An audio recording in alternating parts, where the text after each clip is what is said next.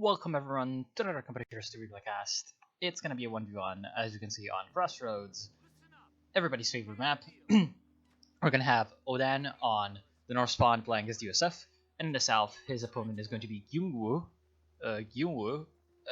from the WW clan playing as the OKW. Lots of W's and U's in his name, so it's gonna be confusing.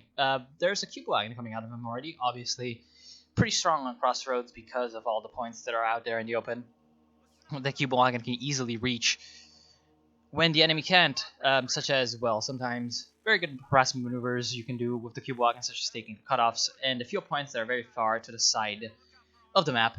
Rifleman squad coming out already from Odan, and he's already starting to set up some of his rear echelon troops with some lovely tank traps, just in case he needs to cover, which is pretty decent.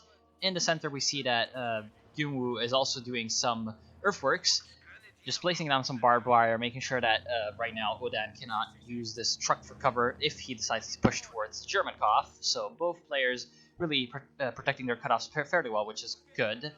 Good to see. Nice conservative play. Now, Wagon is anything but conservative, immediately goes for the fuel point on the right side of the map, which is a pretty decent maneuver as the Storm Pioneers are about to go in and capture the point that's going to be connecting it.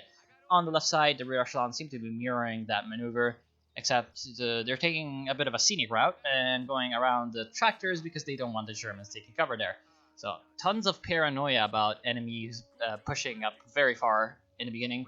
Wagon very luckily does not go out of the cap circle over there, which is, well, I'm pretty sure that Gyungwoo is pretty much appreciating that. And unfortunately, the Riflemen will be kind of caught out by the Storm Pioneers, but the Storm Pioneers decide to go into the area where they can be fired upon by all the 5 windows. So all the Riflemen are able to fire on the Storm Pioneers, and they are going to have the advantage with the building compared to the heavy cover. What they could have done with the Storm Pioneers is just gotten into these barrels for cover, and he would have had only to deal with only 1 Rifleman, which, well, would have been much better than 5, and right now the cube wagon is also kind of sitting idle, so right now the advantage does seem to be going to Odan, but there's a ton of German reinforcements coming up, 2 Volkskrieger squads at the full strength.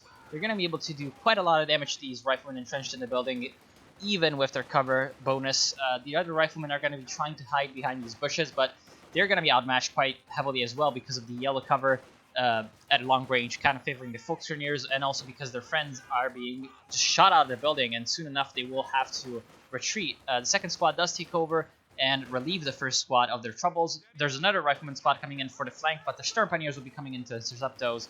So the Storm Pioneers should at least be able to slow down the riflemen, but they decide that maybe it wasn't exactly worth the risk, and they decide to call up on the support of the cube wagon. Right now, there's a third Volkskrieger squad on the way from Gyungwoo coming up from the base. No reinforcements coming in from Odan from the base. He's got a lot of manpower. He's building a 4th rifleman squad right away, but he's losing the engagement, and soon enough he will have to retreat out of this. The amount of rifles that he can put in the fight have just been outmatched by the Germans, and he will not have the bullets to stop all of the German infantry, which means that soon enough, at least, the map control advantage that he secured in the meantime will be recaptured by Gyungwoo, so that was a pretty good engagement for the OKW. Right now, the OKW can look to getting a truck for a tier, because they do have quite a bit of resources in their stockpile. Right now, Odan also can look to go for a tier upgrade, but he's got to reinforce all of his squads right away, so that means that for a while he will not have the ability to actually go for anything, which might slow him down just enough so that the Germans have a bit of an advantage. Very good cutoff move by Gyungwoo. Going to be capturing the cutoff point and getting the hell out of dodge with his wounded Volkskrieger. Does not want to be taking any kind of fire so close to the American base, just in case anything happens. He's going to have a very long retreat path, a potentially very perilous retreat path, so having a pretty much safe window to escape, such as these bushes over here, is nice, and they will be able to escape even from the rear echelon troops. Those Terminators, rear echelon troops obviously being very, very scary, right? They're just going to be capturing in the back, which is a good move from Oda. He does not want his more able to actually, fight the German squads, just capturing points that are in the back of the map. And right now, the Allies are also making another offensive in the center, just barely dodging a mine, playing a bit of minesweeper there, and they will be able to beat the chances, and they will find a battle group of Horrors going right up, catching the Germans completely with their Hosen down, and they will be able to probably destroy this battle group of Horrors. The building over here has 5 windows, so the riflemen can very, very safely just get get in it and absorb some fire for the other rifleman squad, and still be able to put down full firepower on that building. Very, very good catch from Oden. And that was, well, that was incredibly, incredibly good. Right now, unfortunately, he's getting his riflemen shut up through the wooden walls by the Sturm Pioneers. Riflemen will be going back and trying to take up a more defensive position, or perhaps coming in and flanking these German units that are capturing the left side of the map, just as the Allies are capturing the right side of the map, though. So Odan is not being in any way actually outdone by the German capturing spree. Right now, the poor rear echelons are going to be facing up against the Volksgrenadiers, who have heavy cover behind these tombstones. And soon enough, they will become the tombstones of the rear echelon troops if they don't retreat, because right now, they're definitely outmatched. Very likely get a snipe on a model that was a little bit reckless and was out of cover. Right now, yeah, it looks like the rifleman hit the mine, which was to be expected, but it's good that the rifleman hit the mine and not something more valuable, such as this ambulance. I'm not sure why the ambulance would be going there, but hey, there's always a possibility, right? So I would be pretty happy for that if I was Odan. And he still does not really... Okay, no, he's going for the captain. Good, perfect.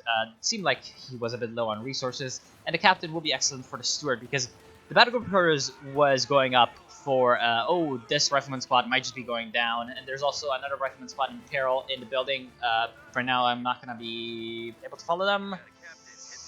Yeah, they're going to escape. Okay, the other rifleman squad that's in peril is down here, taking fire from a lot of Volksgrenadiers. However, they're sort of buying time for their friends down here to capture all the points, which is good. Incendiary grenade going down on the building from Wu, and he's going to be a little bit deprived of munitions, unfortunately, because of all the mine usage and the incendiary grenade that he just threw.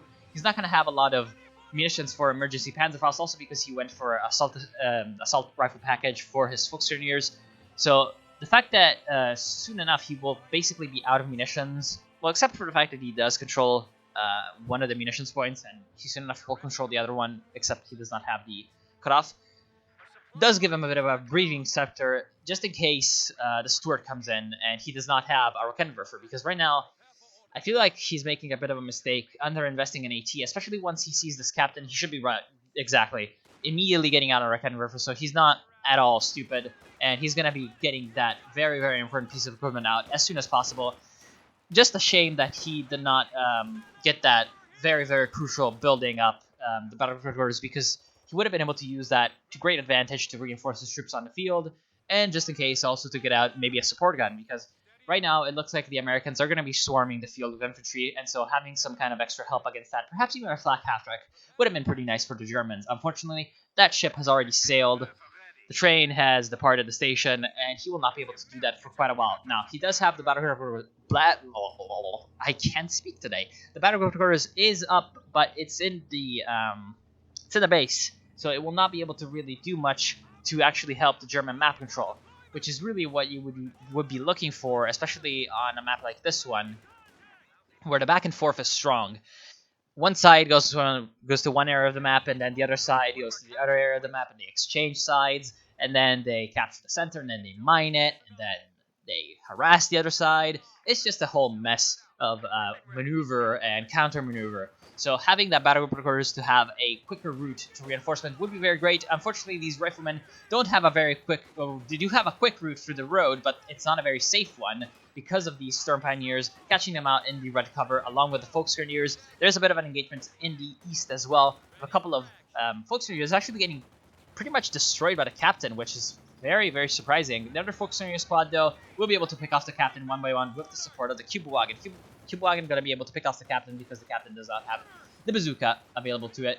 Not yet, at least. The ambulance is on the field for Odan and has been on the field for quite a while, which is definitely helping out his manpower levels. He does have about 600 manpower available to him, which I think would be best spent on an AT gun right now, or perhaps even a mortar, just in case the Germans were to bring out a lot of support weapons, which they are doing because they've got the Raketenwerfer, which right now is not known to Odan, but there is a MG coming out as well, and he was thinking about getting a LEFH support gun, or sorry, LEIG support gun. That would have been also quite a good target for that mortar. Now, on the right side, seems like a bar-equipped rifleman squad will be trying to just repel this Kübelwagen that's just been so annoying on the right side of the map. Unfortunately, Odin has not been able to upgrade more of his squads with BRs or any kind of weapon because of the fact that they're all fighting on the field. In fact, speaking of fighting, this squad really needs to get out because it's very low on HP and needs to get some help. And right now, also, the other squad is taking quite a lot of fire because they're trying to capture the fuel point out in the open, and the MG34 from the Kubwagen is doing quite a bit of damage to those poor riflemen that just for a tiny bit of resource denial on the Germans are just sacrificing their lives for freedom. But Odin is not to be outdone right now. He still has those 700 units of manpower, and he has about enough fuel to actually go for a major. Right now, unfortunately, this poor captain might just go down. Tries to take a very cheeky shot at the SWS supply half-track, which might just be going for a Schwerer Panzer headquarters on the right side of the map, which would definitely help out in the German efforts of actually holding this side of the map from the Allies, which is good for the Germans because right now they're definitely losing on the map control side of things, and unfortunately, I don't think this is the best possible spot. It is okay though.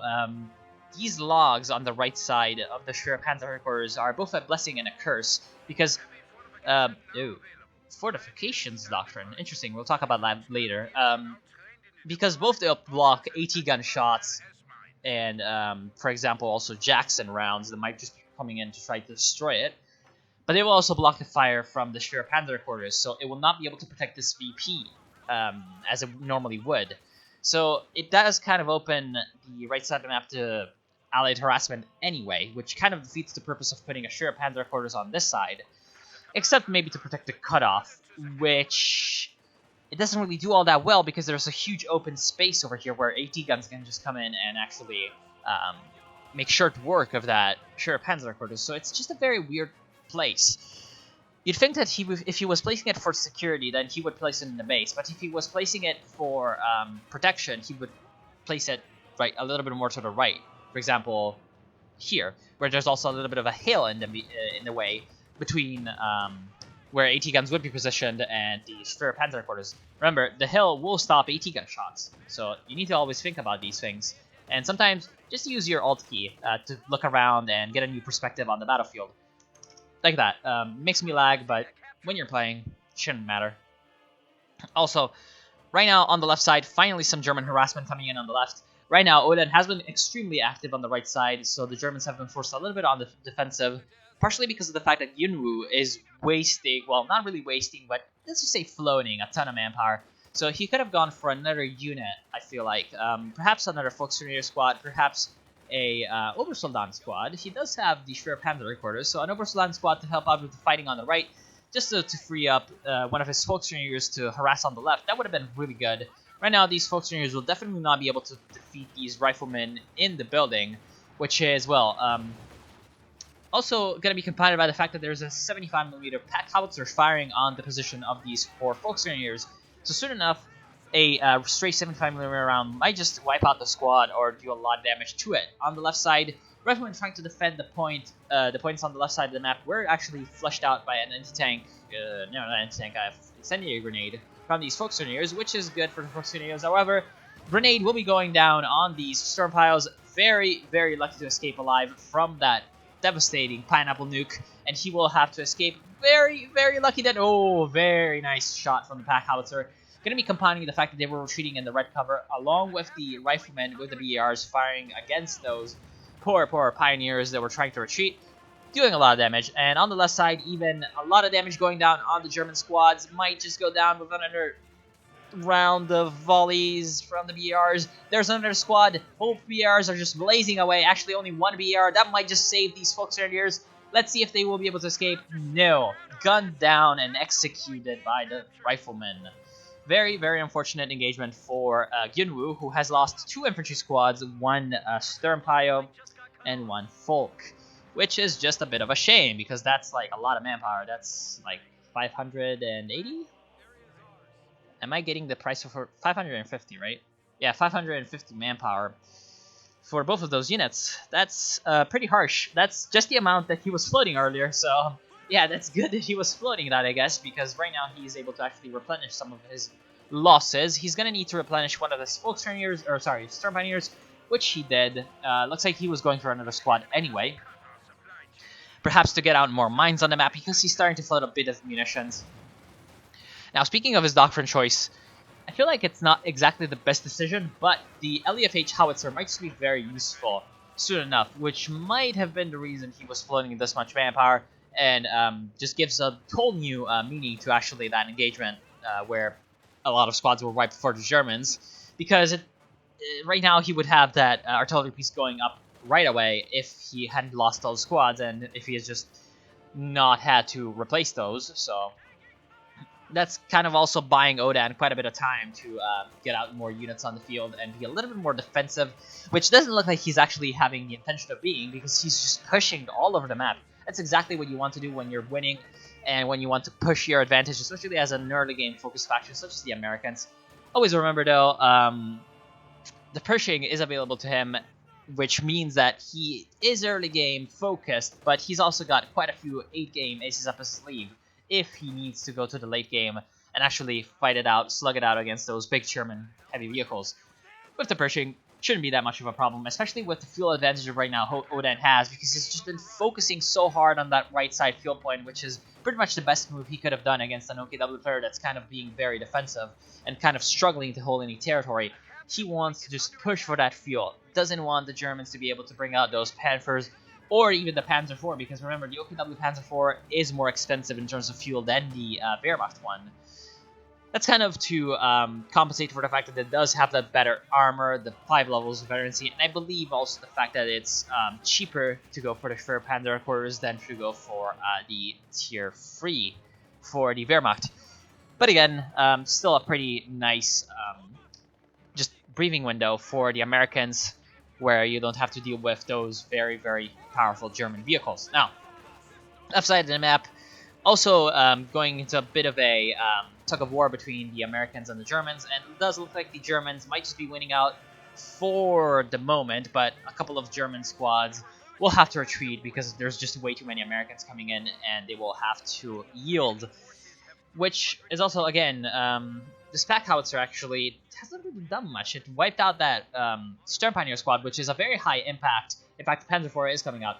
Very high impact sort of kill, but other than that, he hasn't really done much with it, which is partially because of the fact that he hasn't really been able to micro it effectively, because he's just been microing his infantry relentlessly all over the map, which means that he hasn't really been able to use the barrage ability to its best effect, which is really what you want to do with this Pack Howitzer. You really want to use that barrage ability to avoid having it auto-fire, because the auto-fire, while good sometimes, can be... Oh, there goes the rear echelon troop.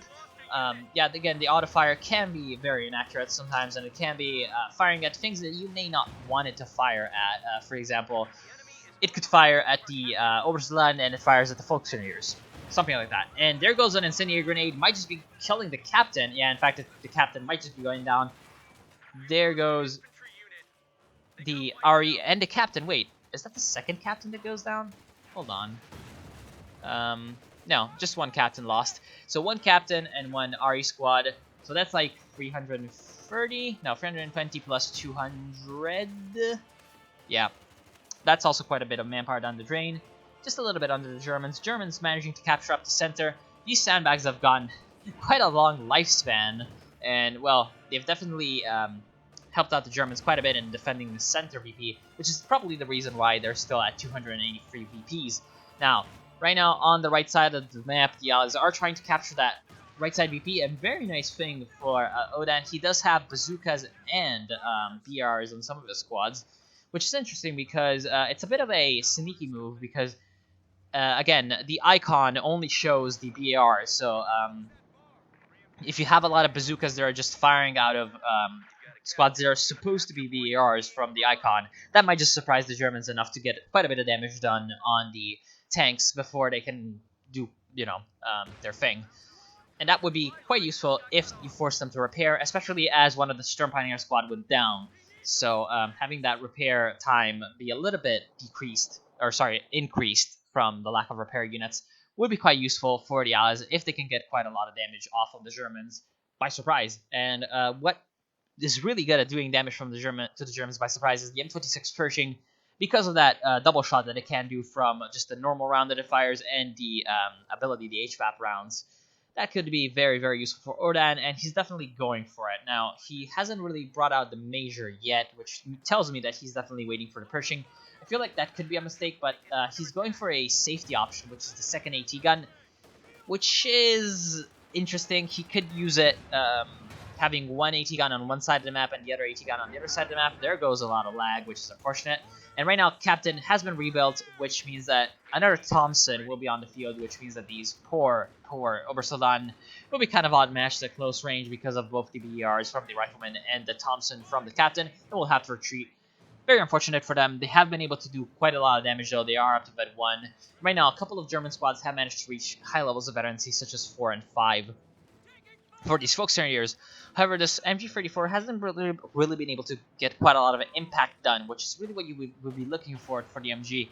You would be looking for shutdown of allied pushes, and really, right now, Odan is basically just a pushing machine. He's just going on the offensive constantly, and it's kind of helping out, Odan, the fact that right now the Germans really lacking in infantry, and it seems like Yunwu has noticed this, and he is going for another Volksgrenadier squad, which might just be what he needs right now. However, remember that soon enough he will need some kind of AT as well because of the Pershing. He should be noticing that something is up, that the Allies, despite the fact that they have been able to just push the Germans very roughly towards their own fuel and having the control of the fuel every once in a while, and also having control of their fuel pretty much uncontested, you should be noticing the fact that there aren't any Allied vehicles coming out, not even a Stuart. So right now, Yunwu should be kind of thinking about what Odan might just be saving up for, or what he might be hiding in his base.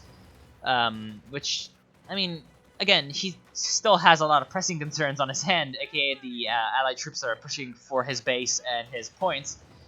But still, he should be thinking about these things, and this Rifleman squad might just wipe out. Nah, very lucky for the Volksgrenadiers to escape.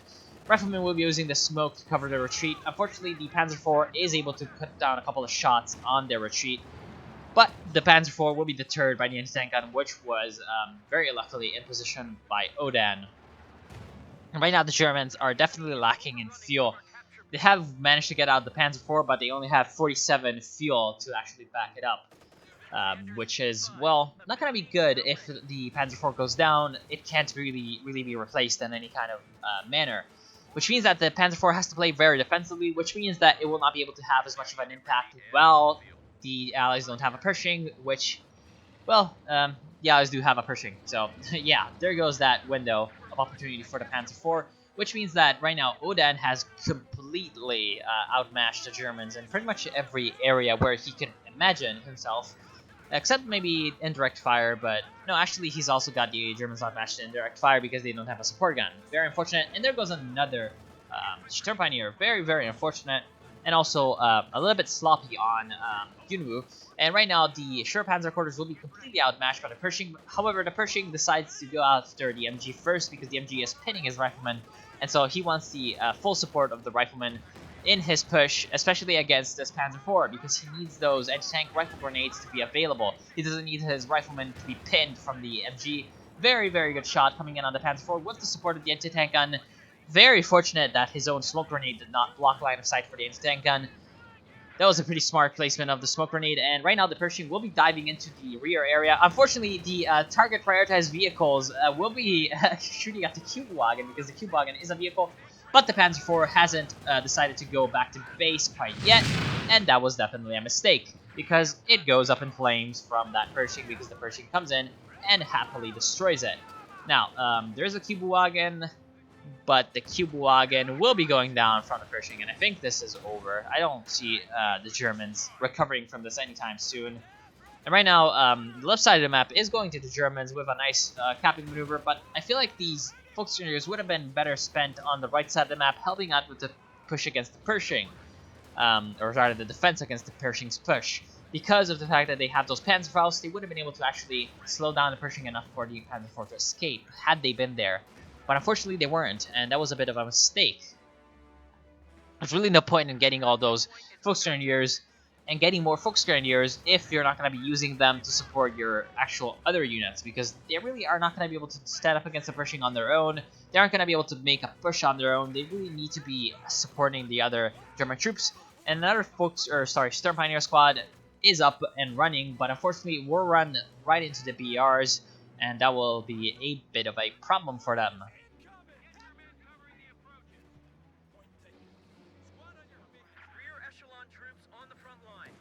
More rear echelon troops on the front line. Looks like the RE squad will be replaced, which is a pretty smart idea because right now Odan kind of needs a unit that he can throw around the map and capture some points without having to visit his vet-free riflemen. He could also upgrade those rear echelon troops with some anti-tank weapons such as bazookas, and unfortunately right now the Pershing takes quite a lot of damage from both the Raketenwerfer and the Schwerpanzer quarters. How did it take all that damage from just that one Raketenwerfer? Interesting. Nice usage of the smoke ability from the heavy cavalry company, which is definitely a decent choice. Because that smoke ability does come down very quickly. It's quite expensive for a smoke, but it does come down so quickly that it basically can cover the retreat of any unit very quickly, and that's just a nice thing sometimes. Now, 2 AT guns are on the field for Odan, which means that really whatever vehicle the Germans go for, even if they didn't just have such a deficit of fuel that they couldn't even go for a simple Panzer IV, any vehicle that the Germans could go for would be encountering both the Pershing and 2 AT guns, one of which is Vet 2, so has the ability to use those armor-piercing discarding Sabo rounds. What? Oh, right. Right, they changed that, so the discarding Sabo is a Vet 0 ability. Okay, never mind. Yeah, still, never mind. Basically, still quite a bit of a tough challenge to overcome for the Germans, and I don't think they will be able to. If I was Gyunwoo right now, I would be focusing on saving up, going for a couple of anti-tank guns to try to counter the Pershing, because the Pershing's armor is quite weak compared to other heavy vehicles. What really distinguishes it from other heavy vehicles is its speed, so having more AT guns rather than more powerful AT weapons is really the key to go for it, because you're not going to be needing anything bigger than a Raketenwerfer to pierce the frontal armor of that Pershing. So having more Raketenwerfers is going to be enough to counter it, just to catch it in possible flanking maneuvers, possible other areas where it could be going to try to just have you by surprise, by the pants down, and that would be, I think, the best option for Gyunwoo. However, he's really in a bad position. Right now, he's not really that far behind on infantry. He does have that Obersoldan squad. If he can manage to use that Obersoldan to sort of screen away the Allied infantry, he could get some results from them, but unfortunately there goes the Schwerpanzer quarters, and there goes the last bit of map control that he could be expecting to actually extract out of that very poor structure, which again, it was positioned in a bit of a strange way, so it never really provided much map control in the first place. And right now, 2 Raketenwerfers will be shooting at the Pershing through the smoke, perhaps through attack round, perhaps through just a tiny gap in the vision. But right now, the Allied infantry is also pushing right up to those Raketenwerfers. Almost takes out one of the Volksgrenadiers. In fact, takes out the Volksgrenadier, and there goes yet another squad for the Germans. And right now, the Germans are definitely taking a lot of damage, despite the fact that the Pershing has been pushed away from the zone where the fighting is actually happening. So that's a bit of a grim sign for the Germans, because not even against just the Allied infantry they can prevail anymore. Grenade goes down on the Volksgrenadiers. That was a decent grenade. Unfortunately, the Volksgrenadiers were quite just spread out, capturing the point, so not really a lot of damage was dealt. Right now, the Pershing is definitely wary of any kind of anti-tank guns that might just be creeping up on it. Remember, the Raketenwerfers do have the ability to stealth, so doesn't really want to be caught outside of his infantry support in any kind of way, and wisely retreats, I think. The zeroing artillery is available for Gyunwoo. He has quite a lot of munitions stockpiled, so I think that a little bit more mine usage would have been just what the doctor ordered, I think. Especially on the right side of the map when the Allies were pushing up so quickly. Again, the problem really is that he lost those 2 Storm Pioneers, so having the just lack of manpower to mine the area is really not manpower, the resource, just manpower in terms of squads that are able to mine the area is really what caught him off guard. Of course, I think he forgot that with his doctrine, he could build the minefields with his Volksgrenadiers, so having that option could have just slowed down the Allied push for just a tiny bit. Just having that could have been quite useful, because yeah, maybe he could have just slowed down the Allies for just a few seconds because the Pershing was just coming in and was gonna minesweep essentially, roll over the minefield and destroy the minefield. There goes the captain again, by the way. Very unfortunate. There goes the second captain. And yeah, what I was saying is, even those few seconds where it could have slowed down the allies could have been enough to just avoid having those riflemen coming down on you at the same time. Very nice usage of the smoke. Going to be coming down on the MG from the side and destroying it. Just very nice flank, also flanking the American squad, or the other squads, and there goes another Folk Skirmisher squad somewhere. I just saw it from up here, and there goes the surrender for poor Yunwu. So right now, yeah, the grim situation is really starting to unravel. And yeah, definitely quite a lot of losses coming in from Yunwu. Lots of lost squads. Lots of strange investments in terms of manpower, actually. Also in terms of fuel, I think the Panzer IV was a little bit questionable, though overall I agree, considering the information that he did have. I think the Panzer IV was a good idea. So I think really the main mistakes were the placements for the Schwer Panzer Recorders was very strange. The Volkskrieger losses were just a little bit too much. He lost way too many squads and in way too very strange situations. It's not like he got wiped out by artillery a lot. It's just that he was walking into a lot of red cover, walking into a lot of very, very tight engagements with a lot of riflemen, and in general just being a little bit too reckless with his infantry. Also, the usage of his support weapons was strange in that he was very defensive with them, which is, I guess, fine because he was a little bit afraid of the constant rifleman flanks. But again, he could have been a little bit more confident with his support weapons, and that would have been a little bit of a deterrence against his Pershing. And also, he definitely was a little bit slacky on the harassment. He did not harass at all on the left side of the map, except a couple of times. Which, again, is partially because of all the units he lost fighting on the right side of the map. So I guess that if he couldn't micro his units to actually survive on the right side, then he wouldn't have been able to actually micro his units to survive in harassment maneuvers on the left. So I think that kind of rules out the harassment, but again, he should have at least tried a couple of times. Other than that, I don't really see any other stuff. If you have any input, just comment. Please put it down in the comments. What do you think these players could have done differently? Definitely a very nice match on Crossroads. I want to thank you all for watching. I hope you've enjoyed, and I hope you learned something, and I'll see you soon.